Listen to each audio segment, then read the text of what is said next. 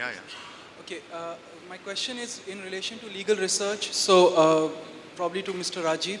Uh, I just want to specifically know two things.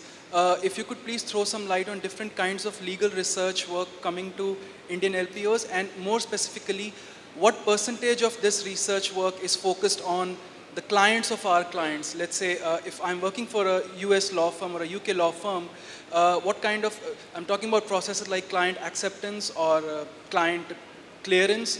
You know, whenever a law firm accepts a client, it has to do thorough checks on the client before it actually accepts those clients. So is that kind of research work being sent into Indian LPOs at this present moment? The kind of legal research projects that we are getting, uh, we can divide into 2 or 3 categories. Number one, of course, we are doing the research on behalf of the clients of our client. So we get the real live projects or the live situations on which sometimes we have to write a memorandum or a brief opinion note kind of thing, which will be used by our client, which is a law firm in UK, say for example.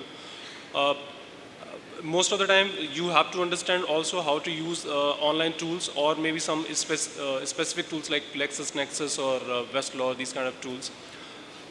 Most of the cases that we are dealing with, they either relate to maybe IP related queries or shareholder related queries or real estate related queries. It can be anything. So, I mean, you have to be very, very good at understanding the laws in different subjects, doing the subject specific research, and also trying to understand what the client's demands are. Sometimes we even get to interact with the client of the client in order to understand uh, the extent of his query or the kind of answer that he's looking for.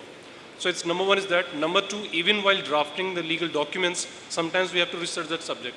Not sometimes, in fact, almost all the time we have to research that subject. So legal research is in fact involved at each and every stage. And one of the most important ingredient of it is, from the candidate's perspective, to use the research tools, which may be free online available tools like using Google and going on the right kind of links, or probably using Westlaw and LexisNexis.